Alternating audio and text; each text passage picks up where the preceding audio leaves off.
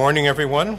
I'm Mike Finkenbinder. I am the Dean of the Social Sciences Division, and it is my privilege to introduce the speaker we're going to have today. The Social Science Division takes great pride on the speakers that we have on a yearly basis, and certainly this year the individual and the scholar we have is up amongst the best we've ever had, which have included people like Stephen Hawking and a while back Albert Einstein, so we've had some interesting people here. The speaker we're going to have today, Professor Rajmohan Gandhi, has, as a politician, served in the Indian Parliament, led the Indian delegation on human rights to the UN. He is an activist for peace.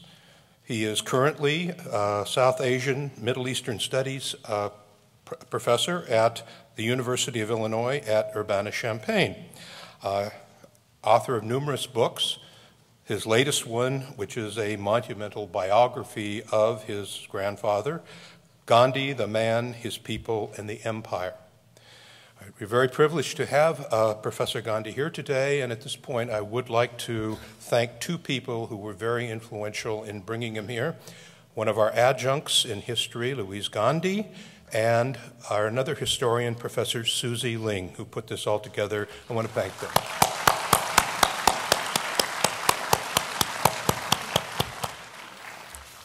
And now I'm going to ask Sabah Akamdumi, Associate Dean of Enrollment Management, to come forward and say a couple of words about the theme of today's talk.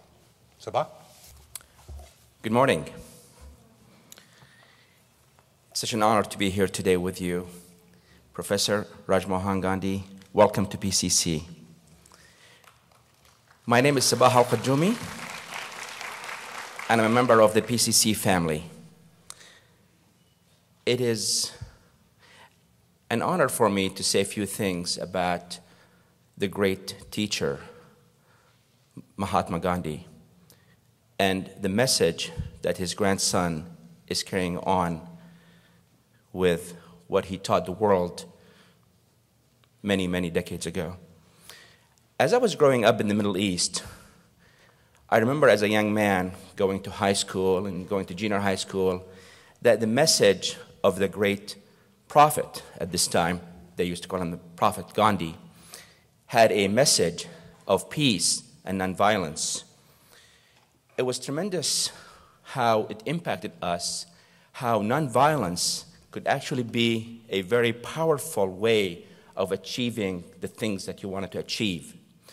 That big guns are not the only way to achieve what you want to achieve. That there are other ways, more peaceful ways, more humane ways, and more respectful ways of the human life that could be achieved. As the world opened its doors to the 21st century, it was so sad to see it start with the tragedy of 9/11 and the loss of so many thousands of lives as a result of a terrorist act. It was heartbreaking. It was devastating. It was painful. It was a reminder of how man can be the worst enemy of its brothers and sisters.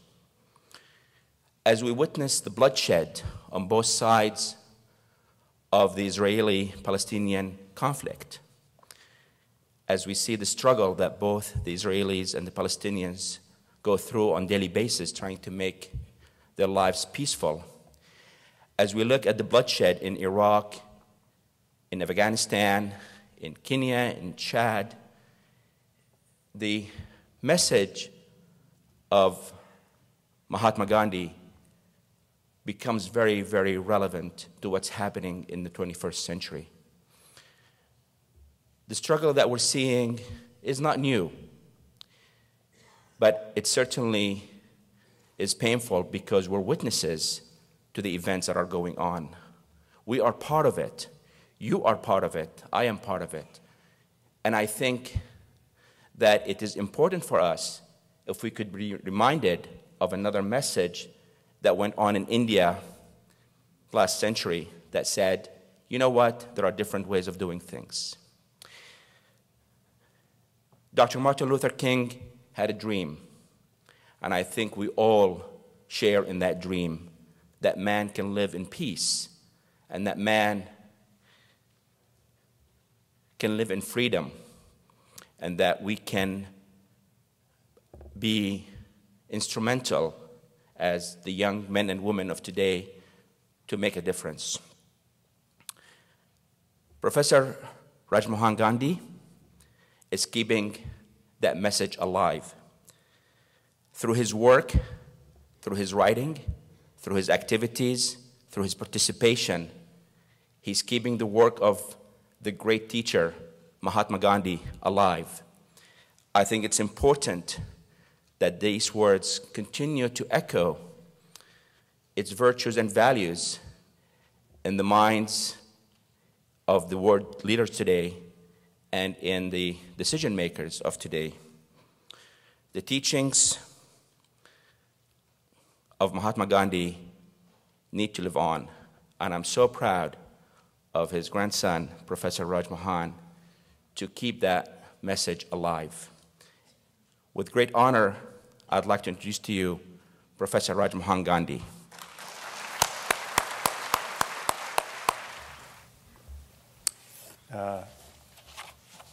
Thank you very much, Dean Finkenbinder, and thank you, Dr. Al-Kadumi, for these most gracious words of welcome. Okay, the first question is about the relationship between a nation and a state, because Max Weber said that a state has a monopoly on violence. Yeah. Now, if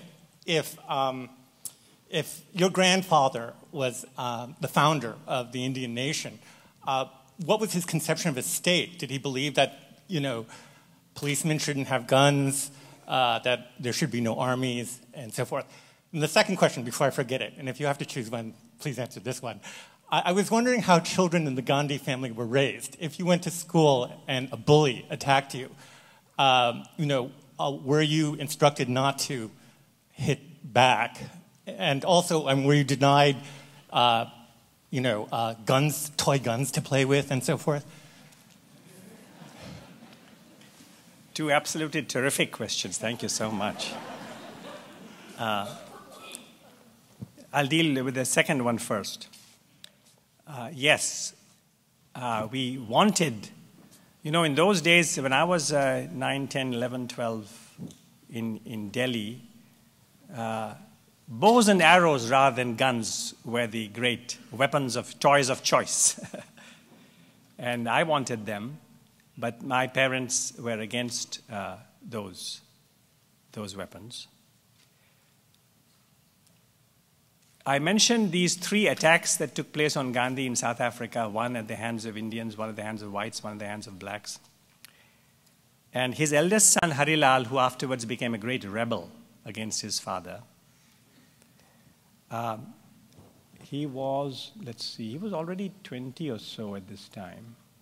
Yes, 19 years old. And his father was nearly killed by a group of Indians who were very angry with him. And so the eldest son afterwards, when he met his father, who was not on the scene at the time, afterwards said to his father, you have taught us about nonviolence. If I had been at the scene when you were attacked, what should I have done? So Gandhi's reply was, if a non-violent way of stopping him did not occur to you immediately, you should have hit him.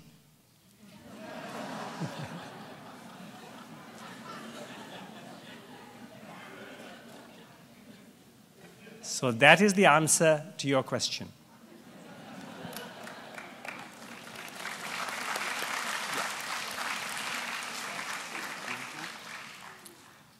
On the state and the nation, Gandhi had a kind of utopian idea that eventually there could be an India without the police and the army, but he certainly, he made so many policy recommendations in those final months as India was becoming independent, and he was still alive for some months after India became independent. Did he ask for the army to be disbanded or the police to be disbanded? No, he did not.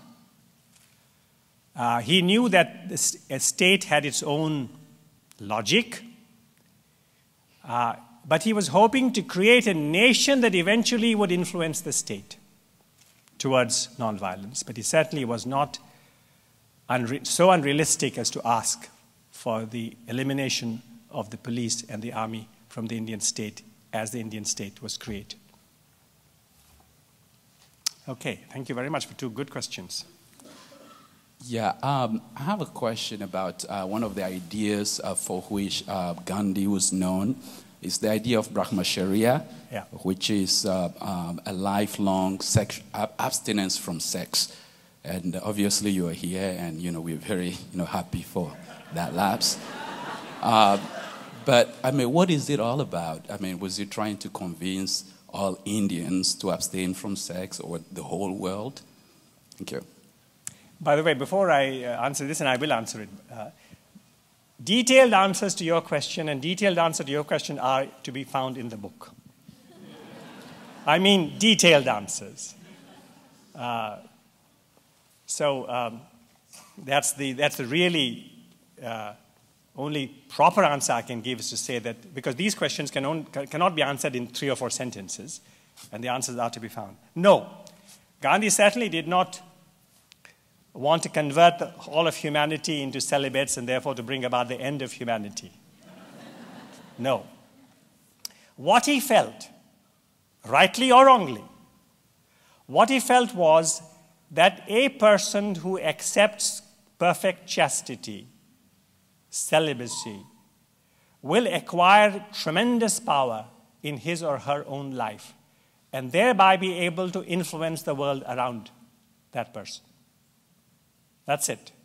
He did not expect or desire perfect celibacy for humankind, but he was a tremendous believer in the potency of the chaste individual. For further details, read my book. Yes. Excuse me. Yeah. I think it's fair to say that it's instinctual to want to preserve oneself and exercise self-defense, and to overcome something that deeply ingrained in us is remarkable, to say the least. And I wonder if you could say a few words about what it means to be able to override instinctual behavior like that, and how that transforms personality. What are the changes that you see in a person who reaches that level of self-control and self-mastery?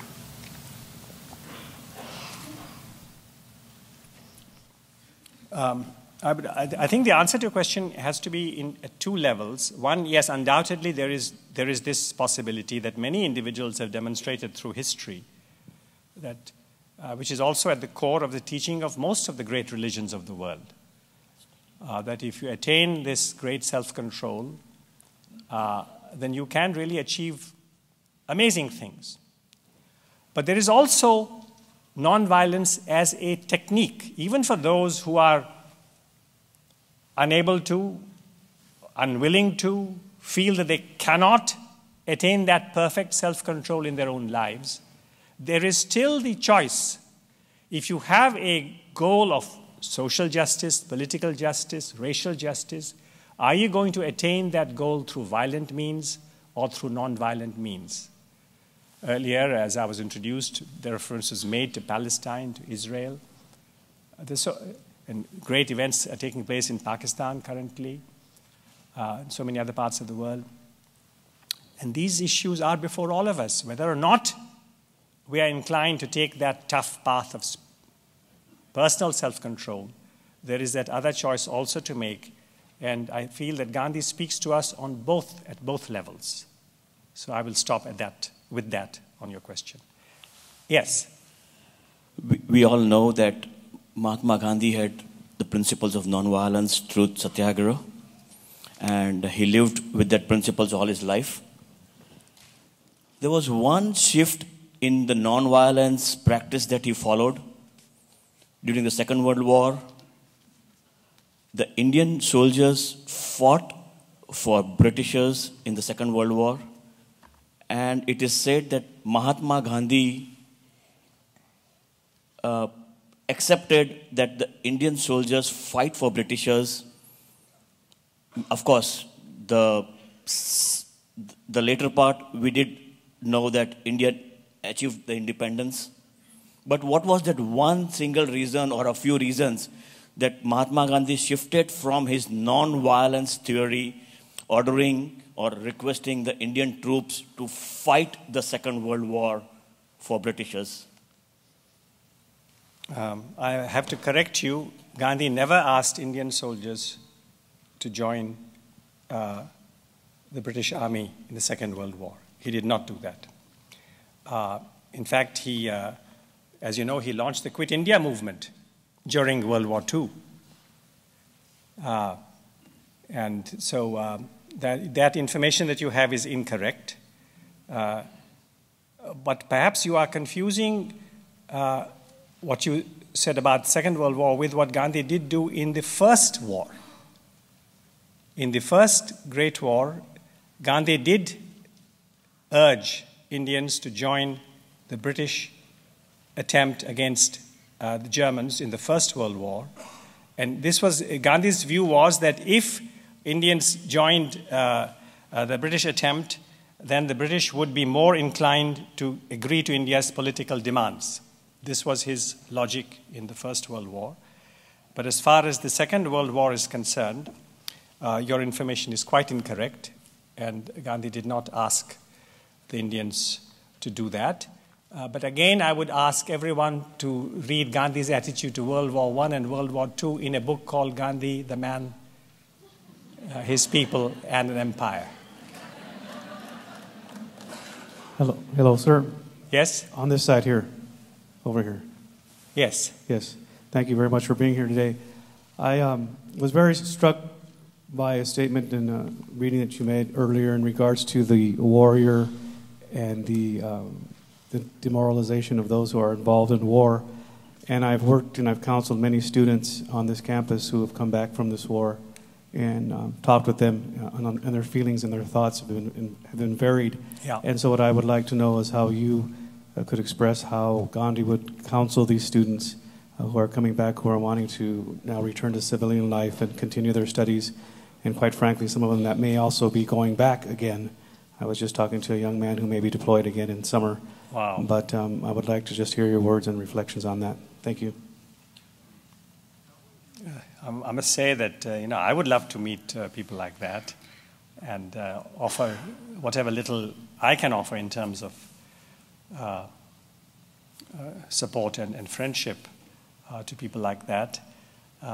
Yes, the prospect of going to something like that and then leading a new life after that experience is something very profound and challenging. And there's no doubt, I think throughout history we have seen that those who have this intimate encounter with war are the ones who are most passionate to avoid future wars. So that is a general kind of view one can take. But each individual who has this traumatic experience requires counseling of a very profound, personal, specialized kind, which I'm certainly not an expert at. All I can say about Gandhi's attitude to such individuals would be that he would want to understand this individual from that individual's perspective. He would really want to enter into that person's life, his or her whole background, and try to offer any suggestions with that in mind. Whatever is in that person's fullest interest is what Gandhi would try and search for. But thank you for what you are doing in that connection. I really appreciate that. Yeah. Yes, I'm not aware of how old you were when your grandfather was assassinated. I don't know how well you knew him, but I wonder if you could speak to what kind of a grandfather he was and what your relationship with him was. Gandhi had 4 sons, no daughters. The 4 had 15 children, so he had 15 grandchildren. Of these 15, 8 are now living. I was 12 and a half when he was assassinated. He spent several months, or even more than that, in the final phase of his life in New Delhi, which is where I was going to school. So during that period, when he was going from 76 to 78 and I was going from 10 to 12, I saw a lot of him.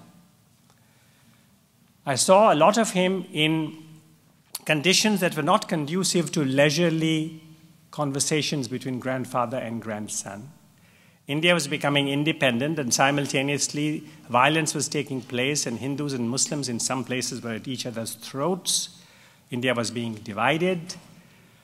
Sikh and Hindu refugees from Pakistan had come to Delhi with stories of tremendous suffering.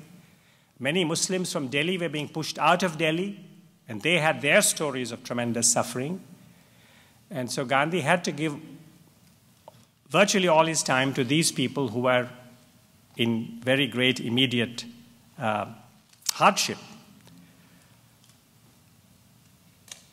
My parents, my siblings, and I would, on most days, spend some time with him in the late afternoon around 5 o'clock when he would hold his multi-faith prayer meetings. We would arrive in time for these, walk with him to this spot about a couple of 100 yards from where his room was. There was a lot of banter, a lot of warmth,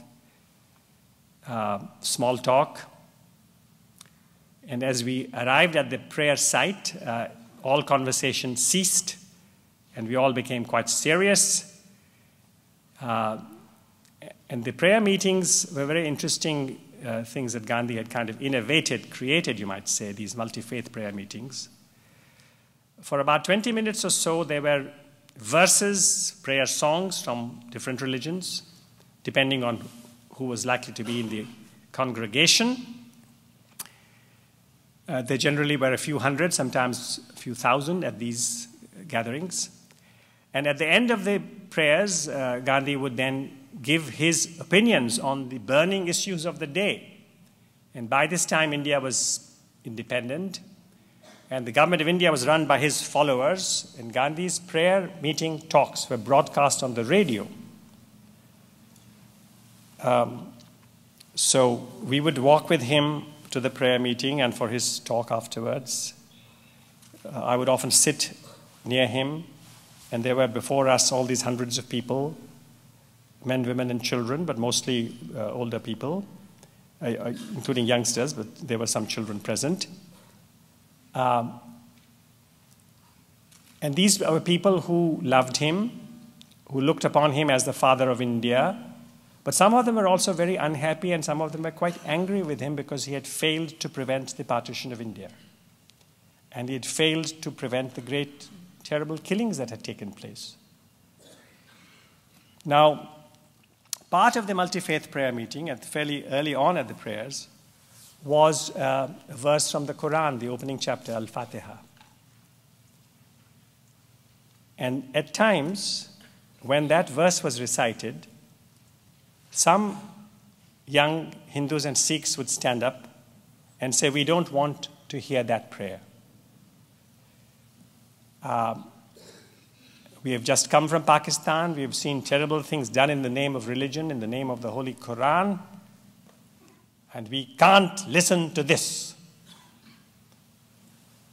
So I was seated next to him, and these angry people were gesticulating at him, speaking in quite hostile tones.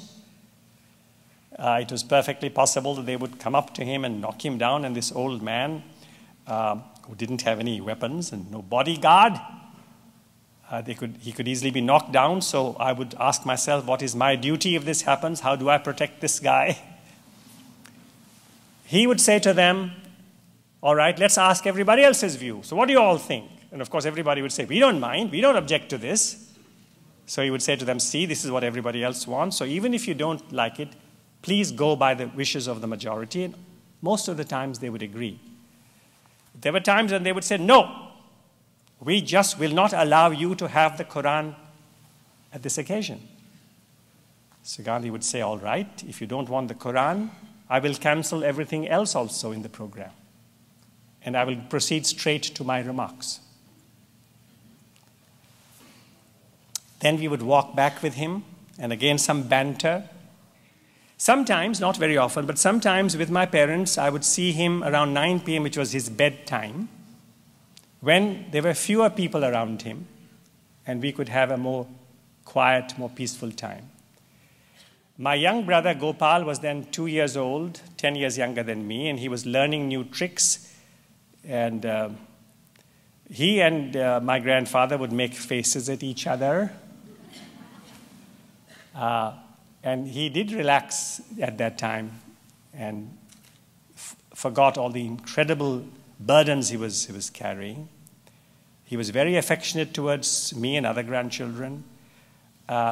As was customary, it still is in many Indian families, if young children meet grandparents, they kind of respectfully bow, bend, and the grandfather gives blessings. But in my case, in his case with his grandchildren, the blessing came in the form of a very strong and memorable slap on the back, a great thump. And he was always laughing, even in the midst of this very painful time. He kind of laughed his way out of his suffering and his pain, momentarily, briefly.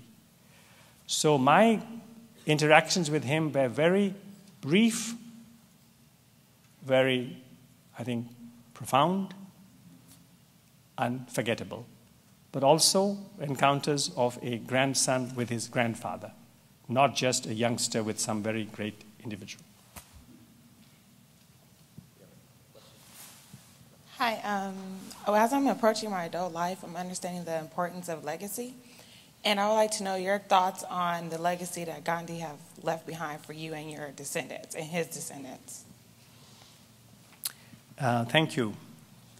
You know, one thing that makes Gandhi rather special, let me go back a bit. When I came 97 for the first time to be at the University of Illinois as a visiting professor, that was the year that Diana had died, Princess Diana. And I saw this movie program about Diana. And then there were her two little sons at the time. And the commentator said, that is her legacy.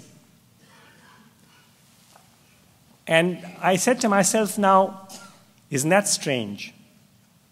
We have never thought that we, the physical grandchildren of Gandhi, are the carriers of his legacy in any special way. Somehow, Gandhi became somebody who was more than a person for his children and grandchildren. And not just so many Indians, so many people all over the world felt a personal bond with Gandhi. And while I absolutely recognize that I have a responsibility to protect the legacy and carry it forward, mercifully, it's not only my job. So many hundreds of thousands of people all over the world feel it is their task to carry forward the Gandhi legacy. Gandhi belongs to all of us.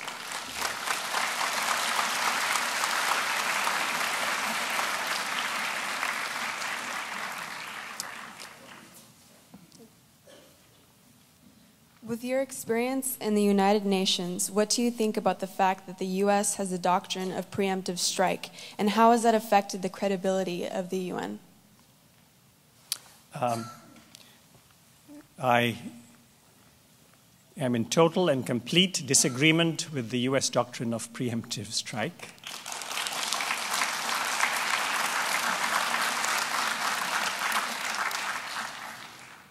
And the UN has to take back the governance of the world from the administration of one great country.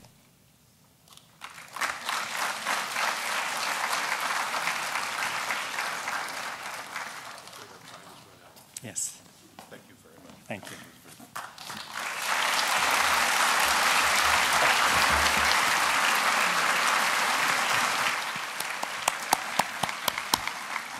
I'm afraid our time has run out, and some of you have to actually go to class. So we want to thank all of you for coming.